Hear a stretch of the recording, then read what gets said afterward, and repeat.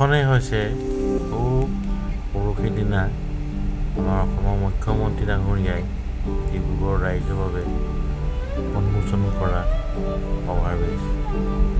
সঁচাই আনন্দিত হৈছোঁ। এনেকুৱা এখন অভাৰব্ৰিজ আমাৰ ডিব্ৰুগড় মাজমজিয়াত আছে।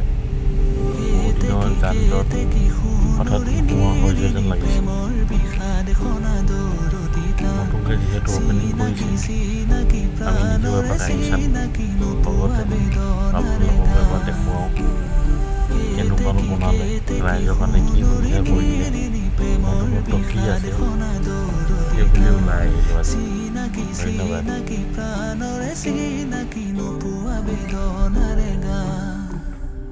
বুকুৰে মৰম সনা সুৰেৰে বহাগ